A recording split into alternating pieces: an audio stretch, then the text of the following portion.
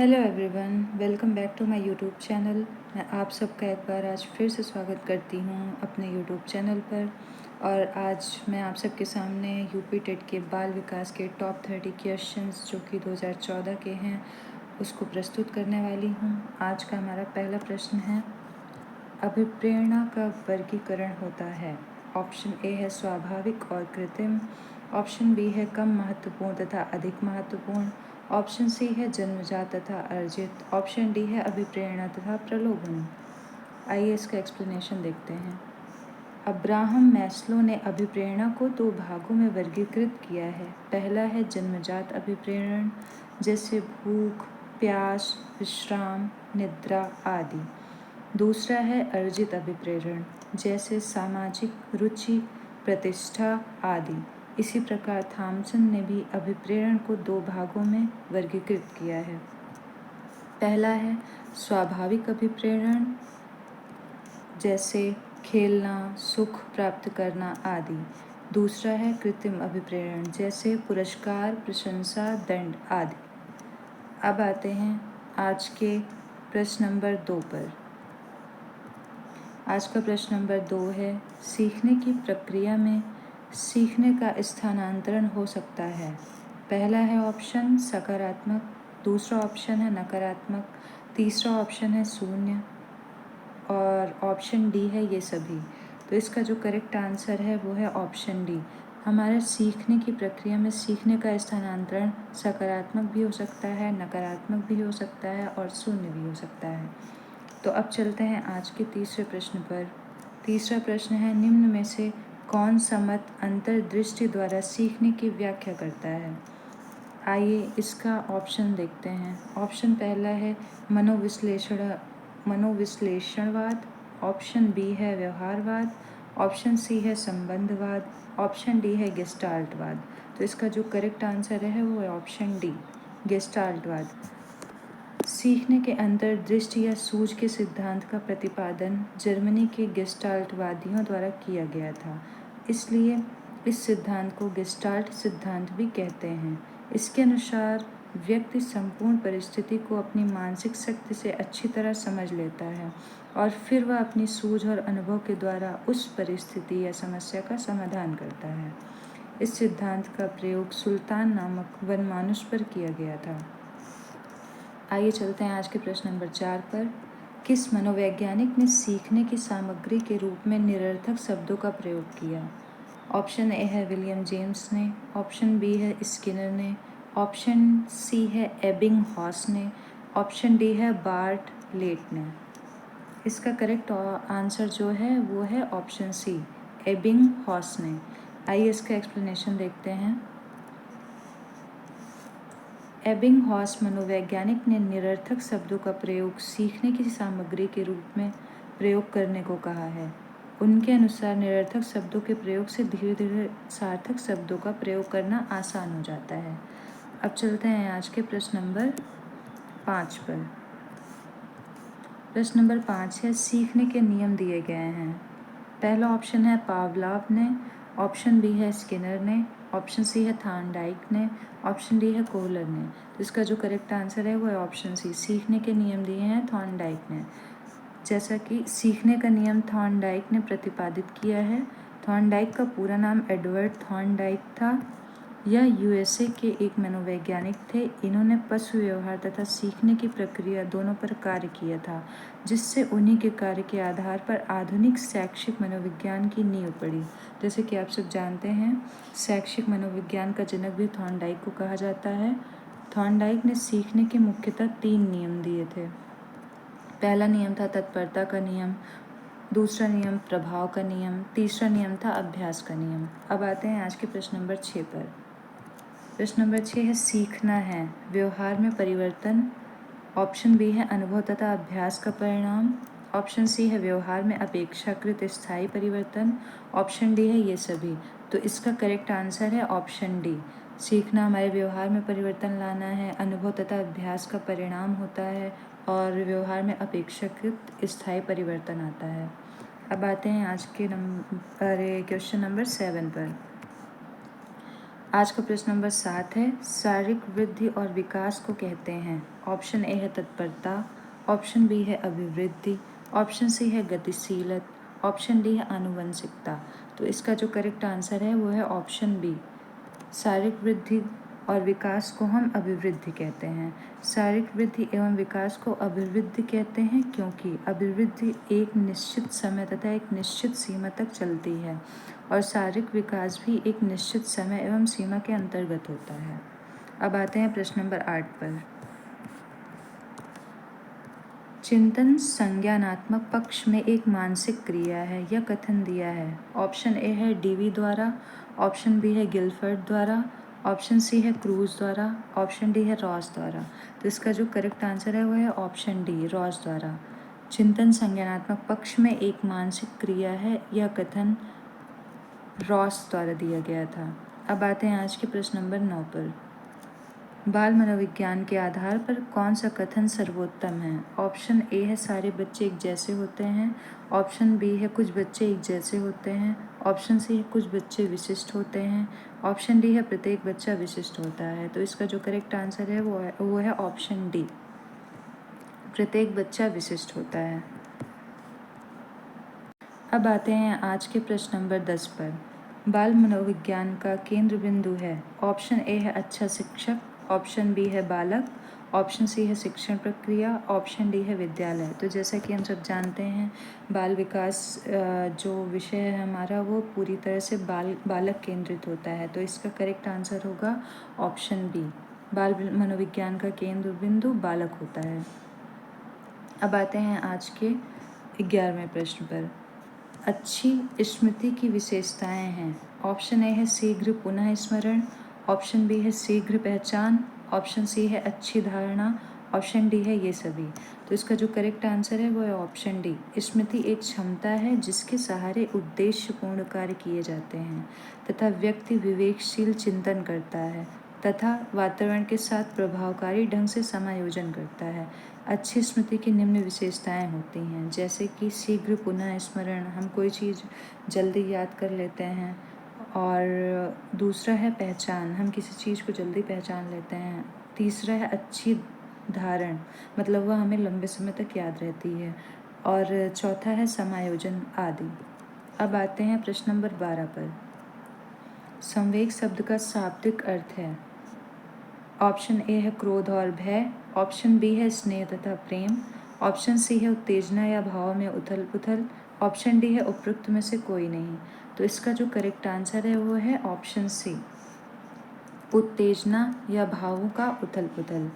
संवेग शब्द का शाब्दिक अर्थ है वेग से युक्त, अर्थात जब व्यक्ति वेगवान होकर कार्य करता है तो उसे संवेग कहते हैं।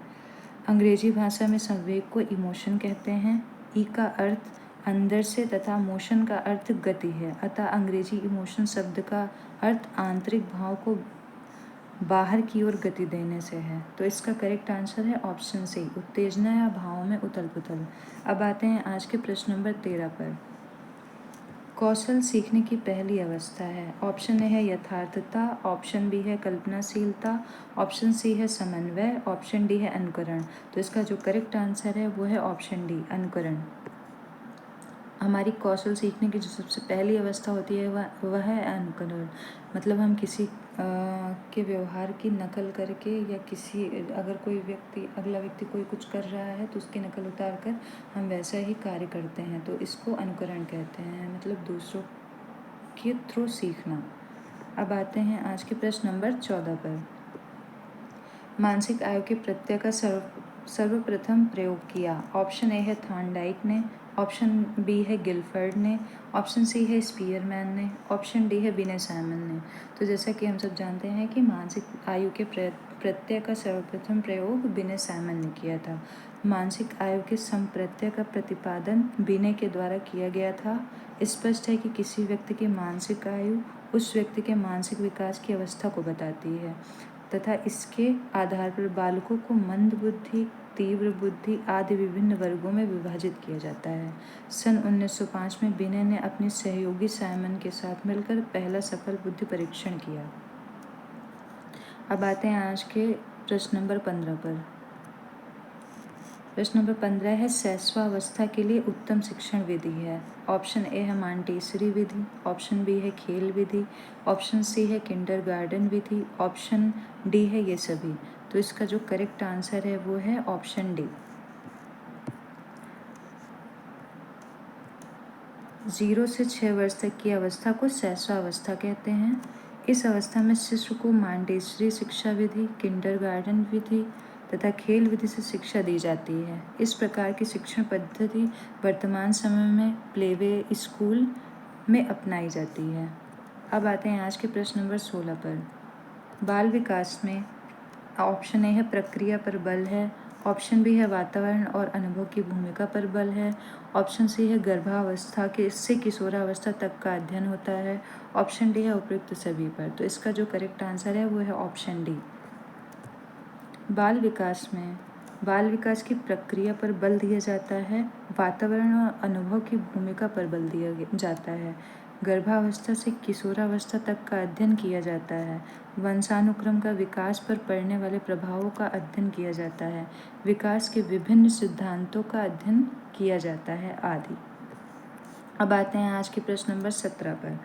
बाल विकास का अध्ययन क्षेत्र है। ऑप्शन ए है बाल विकास की विभिन्न अवस्थाओं का अध्ययन, ऑप्शन बी है वातावरण का बाल विकास पर पड़ने वाले प्रभावों का अध्ययन, ऑप्शन सी है वैयक्तिक विभिन्नताओं का अध्ययन, ऑप्शन डी है उपयुक्त सभी। तो इसका जो करेक्ट आंसर है वो है ऑप्शन डी। अब आते हैं आज के प्रश्न नंबर 18 पर।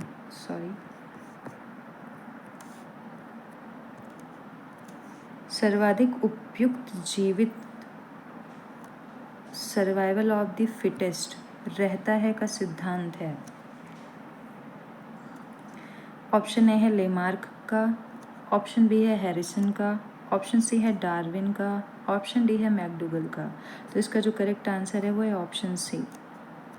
चार्ल्स डार्विन ने क्रम विकास का सिद्धांत प्रतिपादित किया। क्रम विकास जैविक आबादी के आनुवांशिक लक्षणों के पीढ़ी दर पीढ़ी परिवर्तन को कहते हैं। इस सिद्धांत के अनुसार जो प्राणी स्वयं को प्रकृति के अनुरूप नहीं ढाल पाता उनका अस्तित्व समाप्त हो जाता है तथा केवल वे ही प्राणी जीवित रहते हैं जो स्वयं को प्रकृति के अनुरूप ढाल पाते हैं। अब आते हैं आज के प्रश्न नंबर 19 पर। बिने साइमन परीक्षण द्वारा मापन किया जाता है। ऑप्शन ए है सामान्य बुद्धि का, ऑप्शन बी है विशिष्ट बुद्धि का, ऑप्शन सी है अभिवृद्धि का, ऑप्शन डी है अभिक्षमता का। तो इसका जो करेक्ट आंसर है वो है ऑप्शन ए सामान्य बुद्धि का। अब आते हैं आज के प्रश्न नंबर 20 पर। प्रश्न नंबर 20 है संवेगात्मक विकास को प्रभावित करने वाले कारक हैं। ऑप्शन ए है शारीरिक स्वास्थ्य, ऑप्शन बी है मानसिक योग्यता, ऑप्शन सी है थकान, ऑप्शन डी है ये सभी। तो इसका जो करेक्ट आंसर है वो है ऑप्शन डी। संवेगात्मक विकास का तात्पर्य व्यवहार परिवर्तन से है। जैसी परिस्थितियाँ उत्पन्न होती हैं उसी के अनुसार बालक अपने संवेग व्यवहार को प्रदर्शित करता है। संवेगात्मक विकास कई प्रकार के आंतरिक एवं बाह्य कारणों से प्रभावित होता है, जैसे शारीरिक स्वास्थ्य हो गया, मानसिक योग्यता हो गई, थकान हो गया, परिस्थिति आदि। अब आते हैं आज के प्रश्न नंबर 21 पर।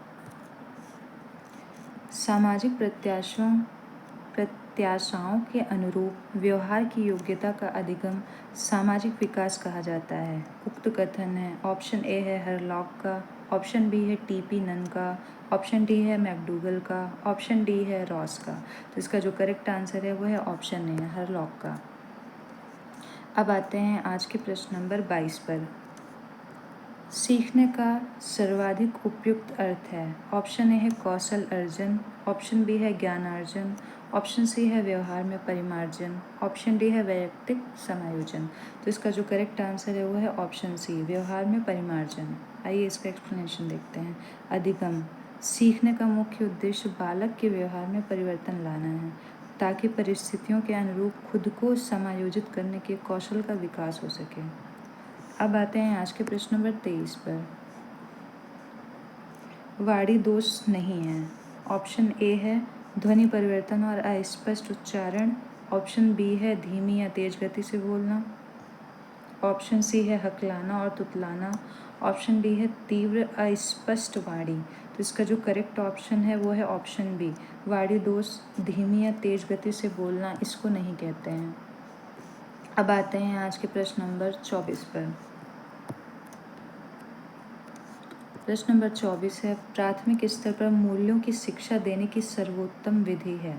ऑप्शन ए है मूल्यों के महत्व को बताना, ऑप्शन बी है मूल्यों के पालन न करने पर दंडित करना, ऑप्शन सी है अध्यापक के व्यवहार में मूल्य स्थापन, और ऑप्शन डी है उपयुक्त सभी। तो इसका जो करेक्ट आंसर है वो है ऑप्शन सी, अध्यापक के व्यवहार में मूल्य स्थापन। अब आते हैं आज के प्रश्न नंबर 25 पर। मूल्यों के वर्गीकरण में सम्मिलित नहीं है। ऑप्शन ए है आध्यात्मिक मूल्य, ऑप्शन बी है येन केन प्रकारेण धनार्जन का मूल्य, ऑप्शन सी है नैतिक मूल्य, ऑप्शन डी है सांस्कृतिक मूल्य। तो जैसा कि हम सब जानते हैं कि मूल्य के वर्गीकरण में येन केन प्रकारेण धनार्जन का मूल्य सम्मिलित नहीं है, तो इसका जो करेक्ट आंसर है वो है ऑप्शन बी। अब आते हैं प्रश्न नंबर 26 पर। व्यक्तित्व के संगठन का स्वरूप है। ऑप्शन ए है सामाजिक आर्थिक, ऑप्शन बी है मनोवैज्ञानिक शारीरिक, ऑप्शन सी है सामाजिक राजनीतिक, ऑप्शन डी है मनोवैज्ञानिक आध्यात्मिक। तो इसका जो करेक्ट आंसर है वो है ऑप्शन बी, मनोवैज्ञानिक एवं शारीरिक गुणों के मिलने से एक अच्छे व्यक्तित्व का निर्माण होता है। इन दोनों गुणों में से किसी एक की भी अनुपस्थिति से व्यक्तित्व का संतुलित विकास नहीं हो सकता है। अब आते हैं आज के प्रश्न नंबर 27 पर। आत्म केंद्रित व्यक्ति होता है। ऑप्शन ए है अंतर्मुखी, ऑप्शन बी है बहिर्मुखी, ऑप्शन सी है उभयमुखी, ऑप्शन डी है सामाजिक निर्भर। तो इसका जो करेक्ट आंसर है वो है ऑप्शन ए, आत्म केंद्रित व्यक्ति होता है अंतर्मुखी, जिसे हम इंट्रोवर्ट भी कहते हैं। अब आते हैं आज के प्रश्न नंबर 28 पर। अपने ऊर्जा बल लिबिडो को बाहर की ओर अभिव्यक्त करने वाले व्यक्ति का प्रकार होता है। ऑप्शन ए है ज्ञानात्मक व्यक्तित्व, ऑप्शन बी है कलात्मक व्यक्तित्व, ऑप्शन सी है बहिर्मुखी व्यक्तित्व, ऑप्शन डी है धार्मिक व्यक्तित्व। तो इसका जो करेक्ट आंसर है वो है ऑप्शन सी, बहिर्मुखी व्यक्तित्व। इसका एक्सप्लेनेशन देखते हैं। अपने ऊर्जा बल को बाहर की ओर अभिव्यक्त करने वाले व्यक्ति बहिर्मुखी के प्रकार के होते हैं, अर्थात एक्सट्रोवर्ट होते हैं। ऐसे व्यक्ति बाह्य परिस्थितियों के अनुसार खुद को आसानी से समायोजित कर लेते हैं। ऐसे लोग आशावादी होते हैं। अब आते हैं आज के प्रश्न नंबर 29 पर। कक्षा 4 का एक बच्चा सदैव चिंतित और कुंठित रहता है। इस दशा में आप क्या करेंगे? पहला ऑप्शन है उसके अभिभावक से शिकायत करेंगे, दूसरा ऑप्शन है मनोचिकित्सक के पास ले जाएंगे, ऑप्शन सी है स्वयं परामर्शदाता की भूमिका का निर्वाह करेंगे, ऑप्शन डी है उससे उसके भाग्य पर छोड़ देंगे। तो इसका जो करेक्ट आंसर है वो है ऑप्शन सी, स्वयं परामर्शदाता की भूमिका का निर्वाह करेंगे। आइए इसका एक्सप्लेनेशन देखते हैं। बालक के चिंतित एवं कुंठाग्रस्त होने पर अध्यापक को चाहिए कि सर्वप्रथम बालक से बातचीत करके इसके कारण का पता लगाए, फिर उसका निराकरण करने का प्रयास करें। अर्थात इस अवस्था में अध्यापक को परामर्शदाता की भूमिका का निर्वहन करना चाहिए। अब आज चलते हैं आज के अंतिम प्रश्न पर, जो कि प्रश्न नंबर 30 है। भाषा विकास का सिद्धांत नहीं है। ऑप्शन ए है अनुबंधन का सिद्धांत, ऑप्शन बी है अनुकरण का सिद्धांत, ऑप्शन सी है अतिरिक्त शक्ति का सिद्धांत, ऑप्शन डी है परिपक्वता का सिद्धांत। तो इसका जो करेक्ट आंसर है वो है ऑप्शन सी, अतिरिक्त शक्ति का सिद्धांत। आइए इसका एक्सप्लेनेशन देखते हैं। भाषा विकास का तात्पर्य ऐसे विकास से है जिसमें बालक अपने विचारों एवं भावों को अभिव्यक्त कर सके। भाषा विकास के मुख्य सिद्धांत निम्न हैं: अनुबंधन का सिद्धांत, अनुकरण का सिद्धांत, परिपक्वता का सिद्धांत। अतिरिक्त शक्ति का सिद्धांत भाषा विकास का सिद्धांत नहीं है। तो ये था आज का हमारा आखिरी प्रश्न। होप सो आपको हमारा वीडियो पसंद आया होगा और जिस तरह से हम एक्सप्लेनेशन करते हैं वो भी पसंद आया होगा, और आई होप सो आप सबकी तैयारी बहुत ही अच्छी चल रही होगी। हमारे एग्ज़ाम में बहुत कम ही टाइम बचे हुए हैं, तो all the best for your repeated exams. Thank you very much. अगर आपको हमारा वीडियो पसंद आया हो तो please like and subscribe my channel. Thank you so much. कल मिलते हैं।